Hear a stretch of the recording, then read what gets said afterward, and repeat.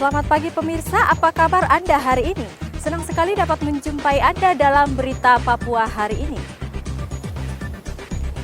Saya Yuni Rumbarar bersama tim redaksi telah menyiapkan sejumlah berita menarik dan aktual untuk Anda. Berikut 3 berita utama.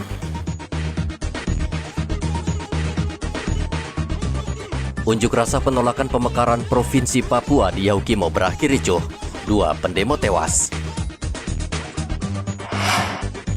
2 pencuri motor di Merauke diringkus polisi.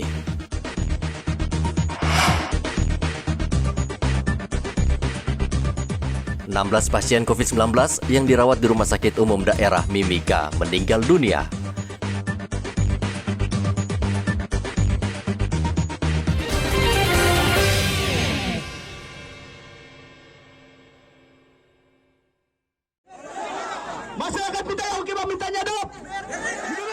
Unjuk rasa ratusan warga di Jalan Dekai di Kabupaten Yahukimo Selasa lalu berujung ricuh. 2 orang tewas dan 1 polisi terluka. Ratusan warga menolak pemekaran Provinsi Papua menjadi 4 provinsi. Mereka berunjuk rasa memenuhi Jalan Dekai sambil meminta pemerintah pusat membatalkan rencana pemekaran Papua. Pengunjuk rasa beralasan pemekaran belum saatnya dilakukan karena Papua masih digeluti banyak masalah seperti masalah pendidikan dan kesehatan. Saat akan bubar, mereka membakar rumah toko yang ada di sekitar lokasi unjuk rasa dan memancing polisi membubarkan mereka. Kapolda Papua Irjen Matius Fakiri mengatakan massa bertindak brutal dan menyerang polisi serta membakar ruko, sehingga polisi mengambil tindakan tegas. Dampak daripada aksi yang dilakukan ini itu juga menyasar kepada petugas kepolisian yang ada di setempat, sehingga terjadi bentrok massa dan pembakaran meluas di beberapa titik, dan dampaknya ada korban baik dari petugas kepolisian sendiri dan termasuk ada 2 masyarakat yang terkena tindakan kepolisian yang mengakibatkan meninggal dunia. Tentunya selaku Kapolda saya mengucap bela sungkawa dan kami akan mengambil langkah-langkah cepat untuk melakukan penanganan sehingga tidak berdampak lain. Besok saya akan mengirim perbantuan perkuatan untuk memastikan bahwa Kabupaten Yahukimo tetap kondusif. Ditambah juga para pejabat nanti akan kami kirim untuk melihat apakah SOP yang dilakukan oleh Polres setempat ini sudah sesuai dengan SOP yang ada di Polri dalam penggunaan kekuatan, termasuk langkah-langkah penanganan lain yang berkaitan dengan kerusuhan massa. Hingga Rabu kemarin 2 jenazah dan 1 korban yang luka masih berada di Rumah Sakit Umum Yahukimo. Polisi menghimbau masyarakat bersama-sama menjaga keamanan dan ketertiban saat menyampaikan aspirasi. Polisi Rabu kemarin masih berjaga-jaga di sejumlah lokasi mengantisipasi serangan susulan pendemo. Arthur melaporkan dari Yahukimo, Papua.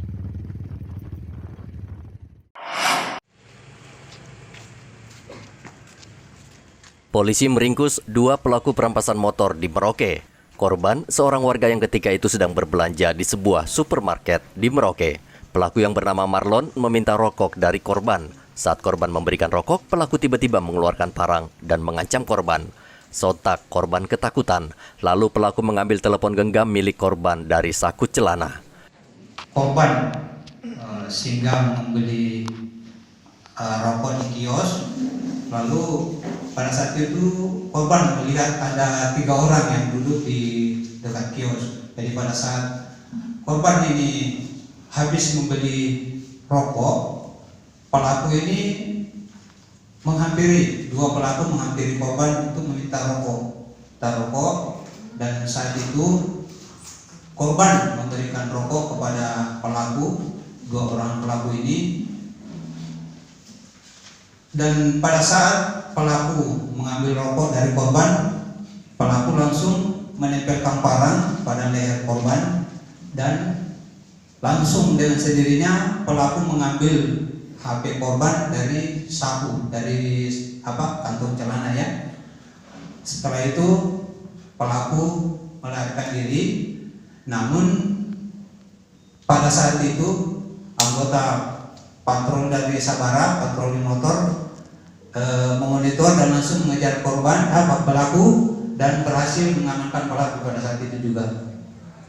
Polisi juga menangkap Amandus, seorang pencuri sepeda motor. Amandus mencuri sepeda motor milik Sri Wahyuni. Korban memarkir motornya di teras rumah di Kampung Wasur.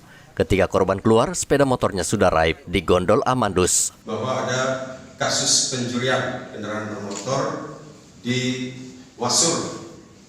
Kemudian diduga pelakunya melarikan diri ke arah Sota. Dengan sigap saya menyampaikan perintah kepada anggota saya untuk segera melakukan penghadangan dengan catatan apabila yang bersangkutan tetap nekat membahayakan anggota, maka jangan ragu-ragu. Sesuai perintah saya, lumpuhkan di tempat. Oleh sebab itu, begitu melintas di Sota, diamankan oleh anggota saya, Kanit Samapta, Aibda Ibnu bersama anggota piket Bribtu Arif. Yang bersangkutan diamankan, naikkan ke mobil patroli dan dibawa ke Polsek Sota. Yang bersangkutan diamankan di Kerutan, BB-nya diamankan di dalam mako Polsek Sota. Saya membacakan sedikit rangkaian kegiatan daripada. Kedua tersangka terancam hukuman 9 tahun penjara. Muhammad Ridwan melaporkan dari Merauke, Papua.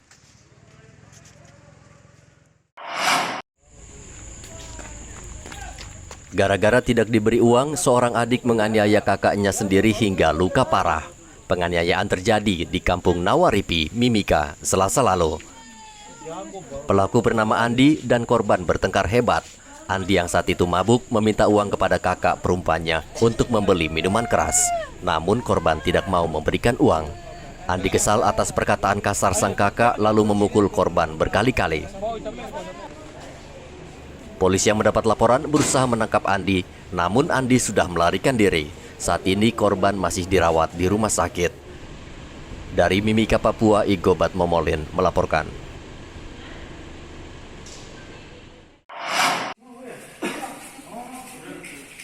Polisi menginspeksi mendadak sejumlah distributor dan gudang untuk mengecek langsung ketersediaan minyak goreng di Kota Sorong.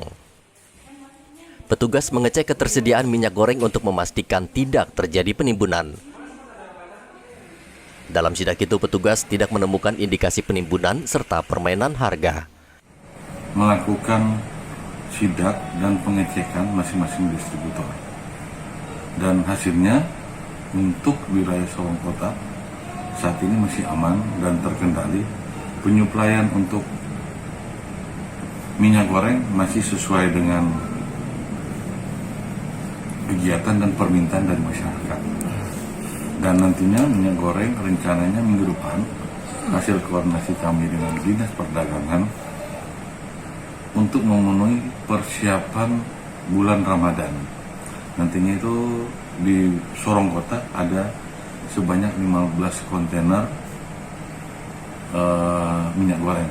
Jadi untuk wilayah Sorong Kota saat ini aman, terkendali untuk penyuplaian dan penjualan minyak goreng dan tidak ada penimbunan hingga saat ini.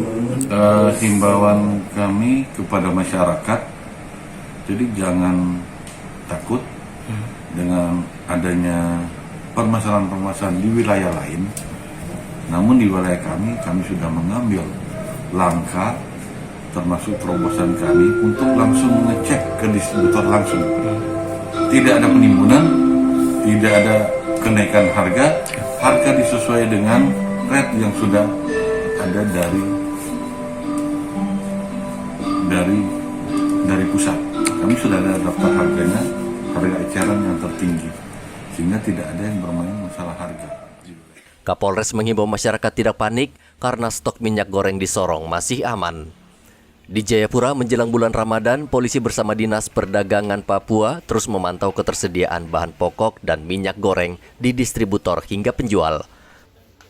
Akhir Februari lalu, Kementerian Perdagangan telah mengirim 12 ton stok minyak goreng ke Papua, sehingga polisi meminta masyarakat tidak khawatir karena stok minyak goreng aman. Perintah Bapak Presiden kemarin, kita untuk menjaga stabilitas ekonomi ya, khususnya dalam senjata minyak goreng yang dirasa mulai langka, sehingga pihak kepolisian diminta untuk membantu bersama-sama Deperindak melakukan operasi pasar sehingga tidak ada penimbunan, tidak boleh ada penimbunan distribusi di Papua, itu bisa berjalan sebagaimana baik yang sudah kita sedang jalankan ini. Memang ini tidak terasa di Papua. Yang lain kan di kota-kota lain teman-teman bisa lihat bahwa mereka karena mungkin penimbunan atau yang lain itu terjadi antrian untuk minyak goreng. Kami berharap di Papua ya sudahlah, sudah banyak masalah, jangan lagi tambah orang membuat persoalan-persoalan lain. Sehingga kami di Papua walaupun tidak ini kita minta untuk lakukan langkah-langkah cepat bersama Deperindak untuk melakukan operasi pasar. Supaya kita pastikan bahwa minyak goreng tetap bisa diterima dengan harga sebagaimana mestinya. Kapolda meminta distributor yang kekurangan stok minyak goreng agar segera melapor ke Dinas Perdagangan agar diteruskan ke Kementerian Perdagangan untuk meminta bantuan penambahan stok minyak goreng. Ia berharap para distributor dan pedagang tidak menimbun stok minyak goreng. Pihaknya melalui Satgas Pangan akan menindak tegas pelanggaran tersebut. Topan dan Hendra melaporkan dari Sorong dan Jayapura.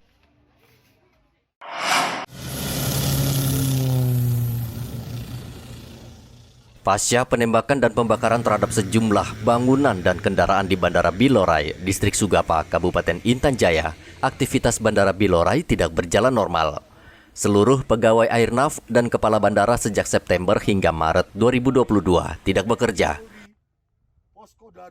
Kondisi sebagian lajur runway atau landasan pacu pesawat juga rusak sehingga menyebabkan kecelakaan pesawat pada 28 Februari lalu dan hingga saat ini belum diperbaiki. Kapolres Intan Jaya AKBP Sandi Sultan mengatakan sudah mengirim surat ke Bupati Intan Jaya agar masalah tersebut menjadi perhatian kepala daerah.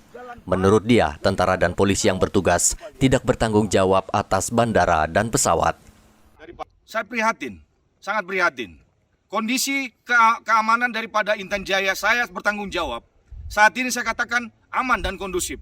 Kegiatan masyarakat berjalan dengan baik. TNI Polri di Kabupaten Intan Jaya kuat. Ya, saya minta tolong kepada kepala bandara beserta stafnya, beserta Airnav, laksanakan tugas Anda. Kami amankan. Itu yang betul. Bukan kami yang melaksanakan kegiatan pengoperasian di bandara ini. Polres Intan Jaya memberikan waktu hingga pekan ini untuk melakukan koordinasi antara bandara dan Airnav.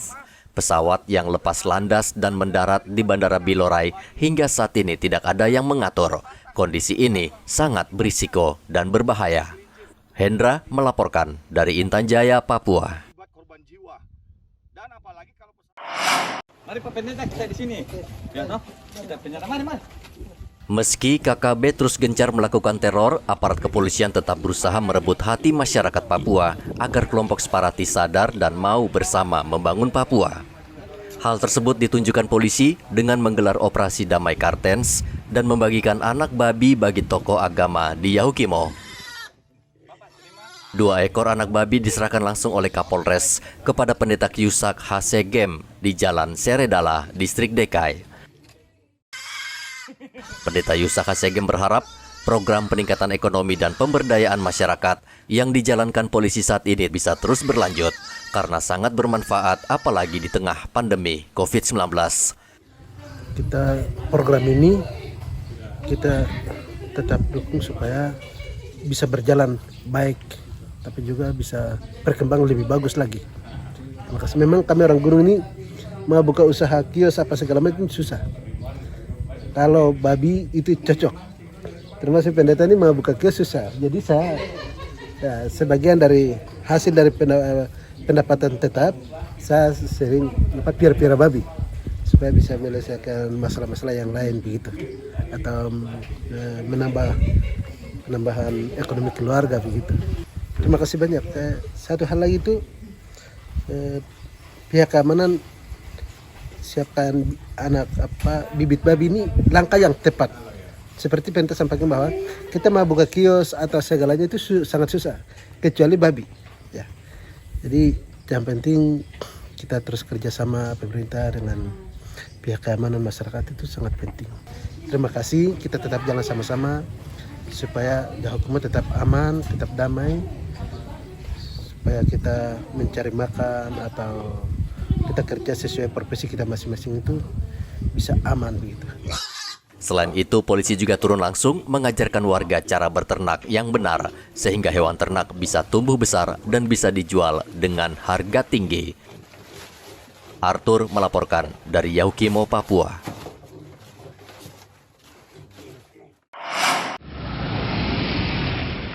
16 pasien COVID-19 meninggal dunia di Rumah Sakit Umum Daerah Mimika sejak Januari lalu. 16 pasien itu sebagian besar memiliki komorbid atau penyakit penyerta dan tidak divaksin. Kepala Dinas Kesehatan Mimika Reynold Ubra mengatakan RSUD Mimika saat ini masih merawat 7 pasien COVID-19. Jadi pasien sampai kemarin sore tersisa 114. Ini adalah gambaran sendiri mulai dari 1 Januari sampai tanggal 15. Dalam tahun ini sudah 16 orang yang meninggal. Dan kematian ini hampir sebagian besar itu terjadi pada mereka yang belum divaksin dan juga memiliki komorbid. Dan kalau kita lihat dari 10.000 kumulatif kasus yang terkonfirmasi 2.200, di atas 90% semua sudah dinyatakan sembuh. Dari tanggal 20 Maret tahun 2020, kasus konfirmasi COVID-19 di Mimika sudah 12.000. Angka di Mimika lebih tinggi karena modalitas pemeriksaan itu dilakukan secara mandiri di Mimika. Jadi kecepatan testing yang tahun lalu rata-rata 300 tes per hari supaya kita tahu positivity rate. Memang positivity rate ini masih tetap tinggi, tetapi kalau kita lihat jumlah orang yang terpapar, sebagian besar atau di atas 90% dengan gejala ringan. Kemudian di RSUD yang sedang dirawat hari ini 7 orang. Di klinik PT Freeport di Kuala Kencana isolasi mandiri, jadi tidak ada dirawat. Kemudian di Rumah Sakit Tembagapura dirawat hanya 1. Bahkan di sini 90% lebih melakukan isolasi mandiri. Artinya tingkat keparahan COVID hari ini di Mimika itu jauh lebih ringan dibandingkan tahun 2021. Dinas Kesehatan menggandeng TNI Polri terus gencar melakukan vaksinasi terhadap anak dan lansia, serta melakukan vaksinasi ketiga. Kasus COVID-19 di Mimika saat ini berjumlah 114 pasien yang sebagian besar diisolasi mandiri karena bergejala ringan. Dari Mimika, Papua, Igobat Momolin melaporkan.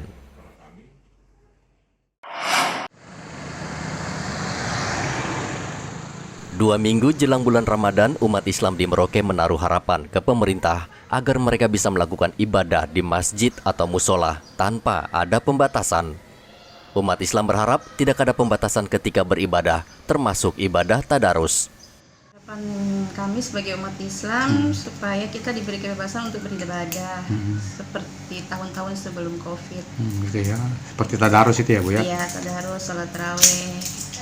Saya berharap pemerintah tidak melarang lagi untuk tarawih, sudah tidak melarang untuk berkumpul lagi untuk melaksanakan ibadah.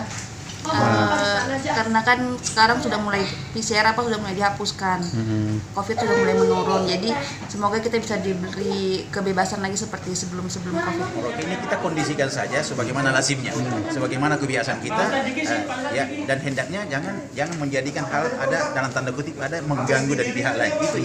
Itu prinsipnya. Ya. Selama tidak ada yang merasa terganggu, hendaknya kita tunaikan sebagaimana lazimnya. Untuk penggunaan pengeras suara ya? Pengeras suara ya? Tapi kondisikan. Apalagi kita di Merauke ini kan kita sudah merasa bahwa satu sama lain itu sudah tidak ada merasa terganggu. Sebagaimana juga kita seorang Muslim. Terhadap mereka kita tidak merasa terganggu karena itu aktivitas ibadah. Itu yang kita gariskan di bawah. Selama 2 tahun terakhir, umat Islam tidak bisa beribadah maksimal karena pandemi.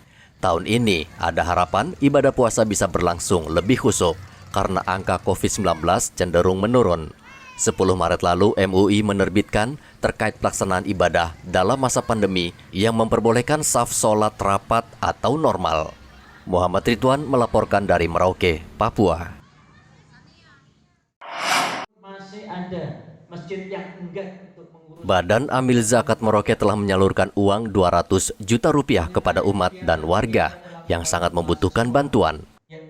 Penyaluran dana dilakukan secara rutin.